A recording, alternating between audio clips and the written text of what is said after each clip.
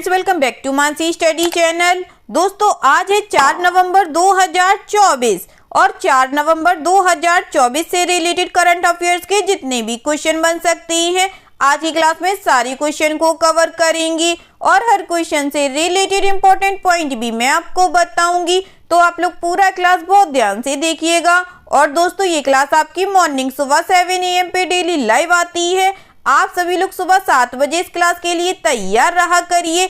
इससे आपकी तैयारी करंट अफेयर्स में बेहतर होने वाली है और आगे आने वाले सभी एग्जाम में आप लोग करंट अफेयर से रिलेटेड जितने भी टाइप के क्वेश्चन एग्जाम हॉल में पूछे जाते हैं, आप उन सभी टाइप के क्वेश्चन का आंसर बहुत इजीली दे पाएंगे। तो चलिए देरी न करते हुए आज के पहले क्वेश्चन पर आते हैं। आज का पहला क्वेश्चन लिखा है, अक्टूबर 2024 में प्रतिष्ठित मिस ग्रैंड इंटरनेशनल 2024 का ताज जीतने वाली पहली भारतीय कौन बन गई हैं? Who has become the first Indian to win the prestigious Miss Grand International 2024 crown in October 2024? First option है निकिता पोरवाल, सेकेंड ऑप्शन है रिया सिंघा, थर्ड ऑप्शन है छवि वर्ग, फोर्थ ऑप्शन है रचेल गुप्ता।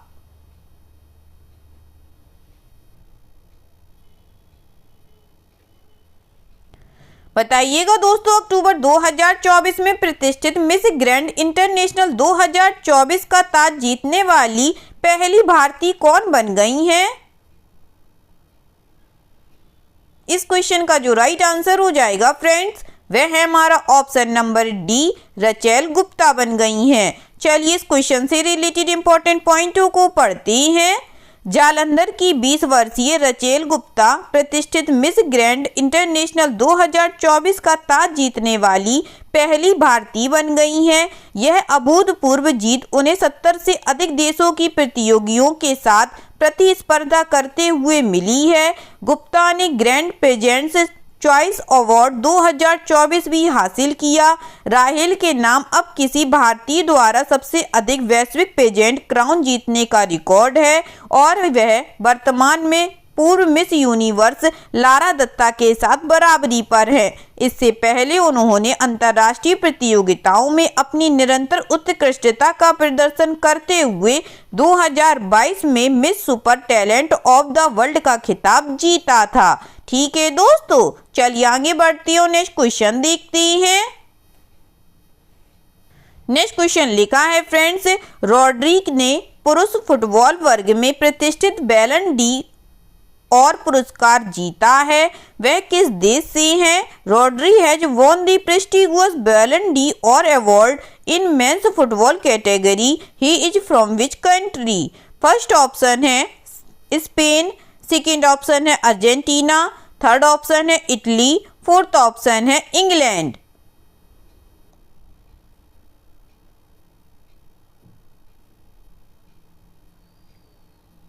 बताइएगा दोस्तों, रॉड्री ने पुरुष फुटबॉल वर्ग में प्रतिष्ठित बैलन डी और पुरस्कार जीता है, वह किस देश से हैं?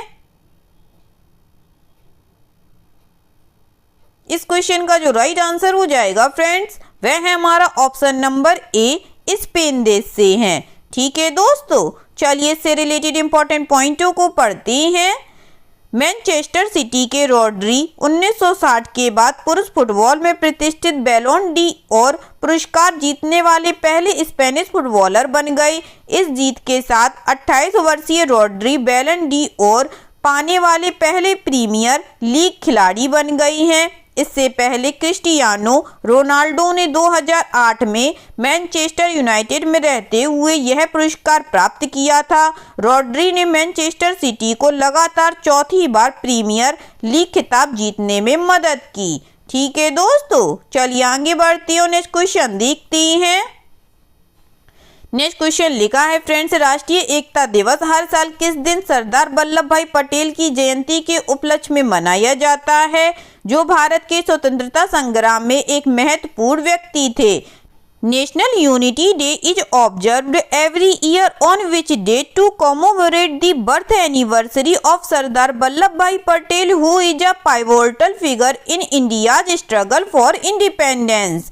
फर्स्ट ऑप्शन है 29 अक्टूबर, सेकेंड ऑप्शन है 30 अक्टूबर, थर्ड ऑप्शन है 31 अक्टूबर, फोर्थ ऑप्शन है 1 नवंबर।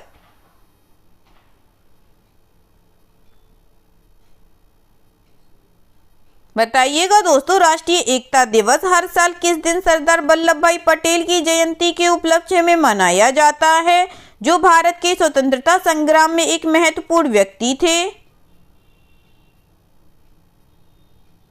इस क्वेश्चन का जो राइट आंसर हो जाएगा फ्रेंड्स, वह है हमारा ऑप्शन नंबर सी 31 अक्टूबर को। ठीक है दोस्तों, चलिए इससे रिलेटेड इंपॉर्टेंट पॉइंटों को पढ़ते हैं। राष्ट्रीय एकता दिवस हर साल 31 अक्टूबर को सरदार वल्लभ भाई पटेल की जयंती के उपलक्ष्य में मनाया जाता है, जो भारत के स्वतंत्रता संघर्ष में एक महत्वपूर्ण व्यक्ति थे। वह देश के पहले उप प्रधानमंत्री और गृह मंत्री हैं। राष्ट्रीय एकता दिवस विभिन्न रियासतों को एक राष्ट्र में एकीकृत करने के उनके प्रयासों की याद दिलाता है और देश के लोगों में एकजुटता की भावना को बढ़ावा देता है।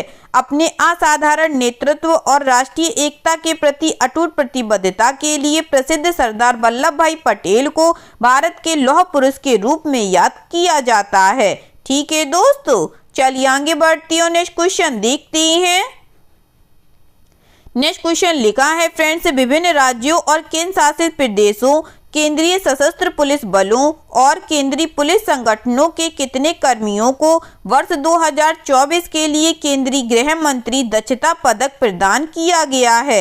How many personnel from various states and union territories, central armed police forces and central police organisation have been awarded the केंद्रीय गृह मंत्री दक्षता पदक फॉर द ईयर 2024?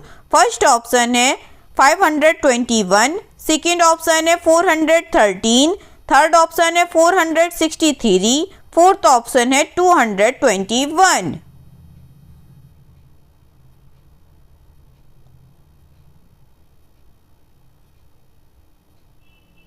जल्दी से बताइएगा दोस्तों, इस क्वेश्चन का राइट आंसर क्या हो जाएगा? इस क्वेश्चन का जो राइट आंसर हो जाएगा फ्रेंड्स, वह है हमारा ऑप्शन नंबर सी 463। चलिए इस क्वेश्चन से रिलेटेड इंपॉर्टेंट पॉइंटों को पढ़ते हैं। वर्ष 2024 के लिए विभिन्न राज्यों और केंद्र शासित प्रदेशों, केंद्रीय सशस्त्र पुलिस बलों और केंद्रीय पुलिस संगठनों के 463 कर्मियों को केंद्रीय गृह मंत्री दक्षता पदक प्रदान किया गया है। यह पदक उत्कृष्ट कार्य को मान्यता देने, उच्च व्यावसायिक मानकों को बढ़ावा देने तथा विशेष ऑपरेशन, जांच, खुफिया और फॉरेंसिक विज्ञान के क्षेत्र में अधिकारियों का मनोबल बढ़ाने के लिए दिया जाता है। केंद्रीय गृह मंत्री दक्षता पदक की स्थापना इस वर्ष 1 फरवरी को गृह मंत्रालय द्वारा की गई थी। इस पदक की घोषणा हर वर्ष 31 अक्टूबर को सरदार वल्लभ भाई पटेल की जयंती के अवसर पर की जाती है। ठीक है दोस्तों, चलिए आगे बढ़ती हूँ, नेक्स्ट क्वेश्चन देखते हैं। नेक्स्ट क्वेश्चन लिखा है फ्रेंड्स, किस वित्तीय सेवा कंपनी ने अपने ऐप में स्मार्ट गोल्ड की सुविधा शुरू की है, जो ग्राहकों को डिजिटल सोना खरीदने की सुविधा देती है? Which financial services company has introduced smart gold as a feature in its app that allows its customers to buy digital gold? First option है मुथूट फाइनेंस, सेकेंड ऑप्शन है Mahindra and Mahindra financial services limited, third option है Jio financial services, fourth option है LIC housing finance.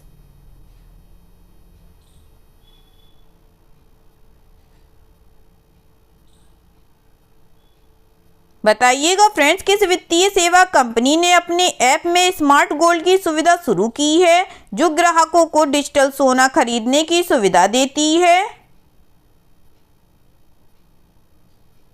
इस question का जो right answer हो जाएगा friends, वह है हमारा ऑप्शन नंबर सी जियो फाइनेंशियल सर्विसेज ने। ठीक है दोस्तों, चलिए इस क्वेश्चन से रिलेटेड इंपॉर्टेंट पॉइंटों को पढ़ते हैं। जियो फाइनेंशियल सर्विसेज ने जियो फाइनेंस ऐप पर स्मार्ट गोल्ड नामक सुविधा शुरू की है। यह ग्राहकों को डिजिटल सोना खरीदने की सुविधा देता है। उपयोगकर्ता 10 रुपये से भी कम कीमत पर सोने में निवेश कर सकते हैं, जिससे कई लोगों के लिए यह एक आसान प्रवेश बिंदु बन जाता है। स्मार्ट गोल्ड सोने की खरीद के लिए पूरी तरह से डिजिटल प्रक्रिया प्रदान करता है, जिसमें निवेश को नकद, सोने के सिक्के या आभूषणों के लिए भुनाने के विकल्प हैं।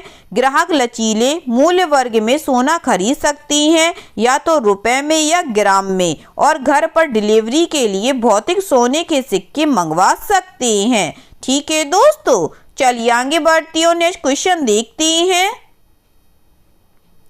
नेक्स्ट क्वेश्चन लिखा है friends, Tata power renewable energy limited ने सौर ऊर्जा स्थापना के लिए सूक्ष्म और लघु उद्यमों को वित्त पोषण विकल्प प्रदान करने के लिए किस बैंक के साथ साझेदारी की है? Tata power renewable energy limited has partnered with which bank to offer financing options to micro and small enterprises for solar installations. First option है आईसीआईसीआई बैंक, सेकेंड ऑप्शन है एचडीएफसी बैंक, थर्ड ऑप्शन है axis bank, fourth option है IndusInd bank.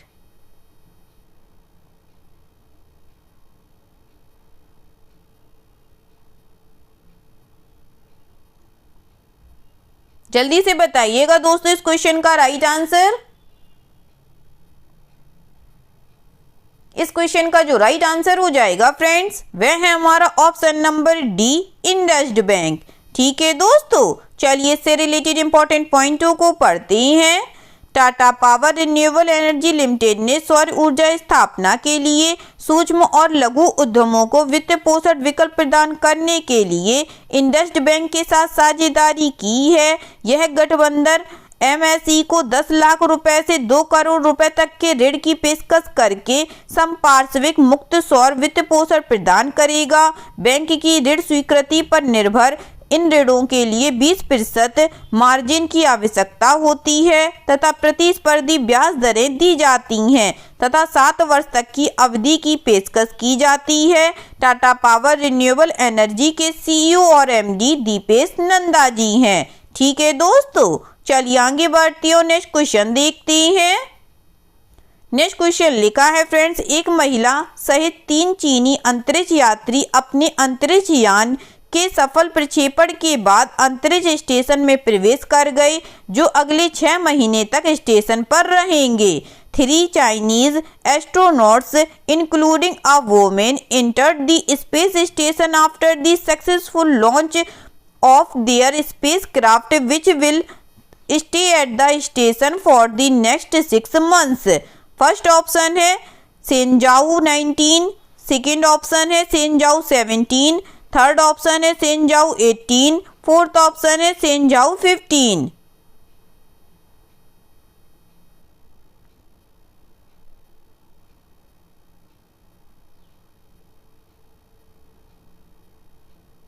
जल्दी से बताइएगा दोस्तों इस question का राइट आंसर क्या हो जाएगा।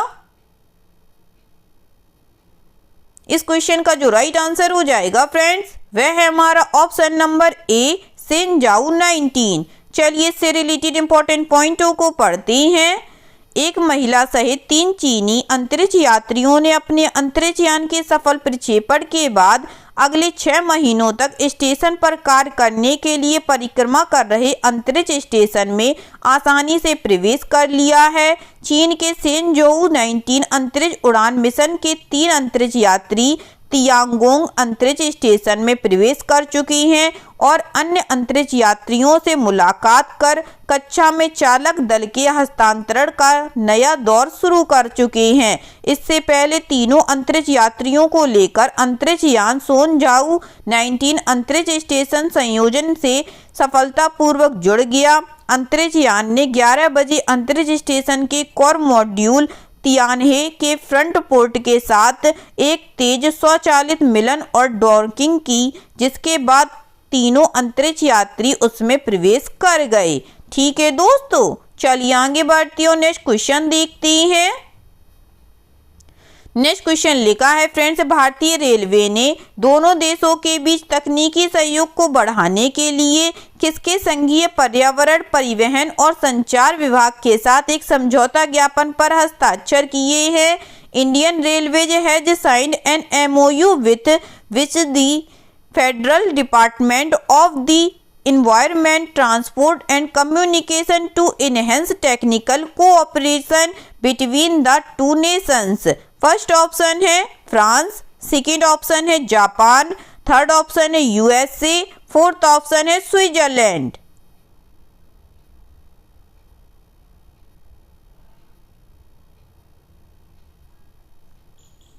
बताइएगा दोस्तों, भारतीय रेलवे ने दोनों देशों के बीच तकनीकी सहयोग बढ़ाने के लिए किसके संघीय पर्यावरण, परिवहन और संचार विभाग के साथ एक समझौता ज्ञापन पर हस्ताक्षर किए हैं? इस क्वेश्चन का जो राइट आंसर हो जाएगा फ्रेंड्स, वह है हमारा ऑप्शन नंबर डी, स्विट्जरलैंड के साथ। ठीक है दोस्तों, चलिए इससे रिलेटेड इंपॉर्टेंट पॉइंटों को पढ़ते हैं। भारतीय रेलवे ने दोनों देशों के बीच तकनीकी सहयोग बढ़ाने के लिए स्विस परिसंघ के पर्यावरण, परिवहन और संचार संघीय विभाग के साथ एक समझौता ज्ञापन पर हस्ताक्षर किए हैं। यह समझौता ज्ञापन भारतीय रेलवे को प्रौद्योगिकी साझाकरण, ट्रैक रखरखाव, प्रबंधन और निर्माण सहित विभिन्न क्षेत्रों में सहयोग के लिए व्यापक रूपरेखा प्रदान करेगा। 31 अगस्त 2017 को हस्ताक्षरित मूल समझौता ज्ञापन 5 वर्षों के लिए वैध था। समझौता ज्ञापन पर हस्ताक्षर करने से पहले भारतीय रेलवे और स्विस रेलवे के प्रतिनिधियों के बीच सहयोग को सुगम बनाने के लिए एक संयुक्त कार्य समूह JWG का गठन किया गया था। JWG ने सहयोग के विभिन्न प्रमुख क्षेत्रों का पता लगाने के लिए 2 बैठकें आयोजित की, जिनमें 21 अक्टूबर 2019 और 30 अगस्त 2022 को सत्र आयोजित किए गए। ठीक है दोस्तों, चलिए आगे बढ़ते हैं, नेक्स्ट क्वेश्चन देखते हैं। नेक्स्ट क्वेश्चन लिखा है friends, HDFC standard life insurance company ने खुले बाजार लेन देन के माध्यम से PNB हाउसिंग फाइनेंस के कितने मूल्य के शेयर हासिल कर लिए हैं? HDFC standard life insurance company has acquired the shares of PNB housing finance worth through an open market transactions. First option है 10 करोड़, सेकेंड ऑप्शन है 40 करोड़, थर्ड ऑप्शन है 60 करोड़ या फोर्थ ऑप्शन है 90 करोड़।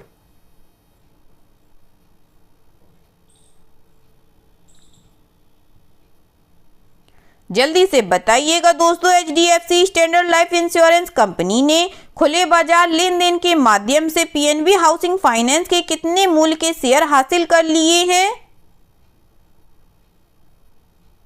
इस क्वेश्चन का जो राइट आंसर हो जाएगा दोस्तों, वह है हमारा ऑप्शन नंबर डी, 90 करोड़ के शेयर। ठीक है दोस्तों, चलिए इस क्वेश्चन से रिलेटेड इंपॉर्टेंट पॉइंटों को पढ़ते हैं। HDFC standard life insurance company ने खुले बाजार लेन देन के जरिए PNB हाउसिंग फाइनेंस के 90 करोड़ रुपए मूल्य के शेयर खरीदे हैं। BSE पर उपलब्ध ब्लॉक डील के आंकड़े के अनुसार HDFC standard life insurance company limited ने PNB हाउसिंग फाइनेंस में 10 लाख से अधिक शेयर या 0.4% हिस्सेदारी खरीदी है। शेयरों को 900 रुपये प्रति शेयर की औसत कीमत पर खरीदा गया, जिससे लेन देन का मूल्य 90 करोड़ रुपए हो गया। इस बीच विदेशी निवेशक Asia opportunities V Mauritius limited ने PNB हाउसिंग के शेयरों को उसी कीमत पर बेचकर अपनी हिस्सेदारी कम कर दी। ठीक है दोस्तों, चलिए आगे बढ़ते हैं और आज का लास्ट क्वेश्चन देखते हैं। आज का लास्ट क्वेश्चन लिखा है फ्रेंड्स, भारतीय प्रतिस्पर्धा आयोग ने एजिलस डायग्नोस्टिक्स लिमिटेड एजिलस में अतिरिक्त 31.52% हिस्सेदारी हासिल करने के फोर्टिस हेल्थकेयर के प्रस्ताव को मंजूरी दे दी है। The competition commission of India approved Fortis Healthcare proposal to acquire an additional 31.52% stake in Agilus Diagnostics Limited. First option है 11.52%, सेकेंड ऑप्शन है 21.52%, थर्ड ऑप्शन है 31.52%, फोर्थ ऑप्शन है 41.52%।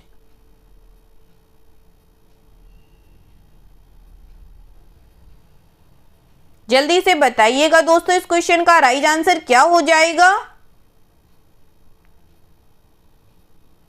इस क्वेश्चन का जो राइट आंसर हो जाएगा फ्रेंड्स, वह है हमारा ऑप्शन नंबर सी, 31.52%। चलिए इससे रिलेटेड इंपॉर्टेंट पॉइंटों को पढ़ते हैं।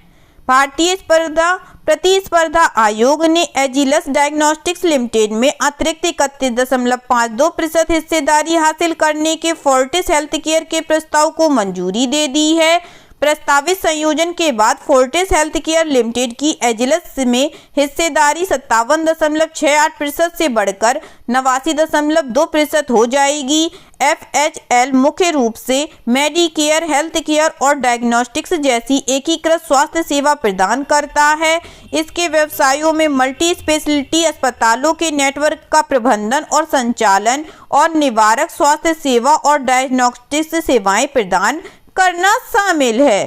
ठीक है दोस्तों, आई होप आज के सभी क्वेश्चन आप लोगों को बहुत अच्छे लगे होंगे फ्रेंड्स, और सभी क्वेश्चन से रिलेटेड इंपॉर्टेंट पॉइंट के नोट्स भी आप लोगों को बहुत अच्छे से समझ में आए होंगे। एग्जाम के नजरिए से दोस्तों क्लास बहुत हेल्पफुल रही होगी आप लोगों के लिए।